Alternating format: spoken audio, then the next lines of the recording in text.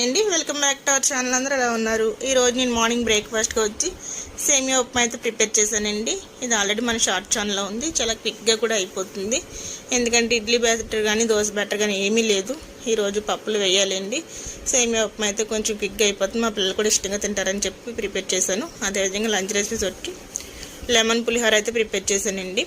అదే tiger rice, lemon rice, ఇది కూడా మన షార్ట్ ఛానల్లో ఉంది. కొంచెం క్విక్గా అయిపోతుందని చెప్పి లెమన్ పులిహోర అయితే ప్రిపేర్ చేశాను. దానికి కాంబినేషన్గా వచ్చి పొటాటో బఠానీ వేసి కొద్దిగా కర్రీ అయితే ప్రిపేర్ చేశాను. గ్రేవీ లాగా మసాలాలు తక్కువ వేసాను. కొద్దిగా అల్లం వెల్లుల్లి పేస్ట్, ధనియా పౌడర్ వేసానండి. ఎక్కువ స్పైసెస్ వేయట్లేదు, ఎందుకంటే కొంచెం ఎండలు ఎక్కువ ఉన్నాయి కదా, మళ్ళీ ఓవర్ హీట్ చేస్తుందని చెప్పి.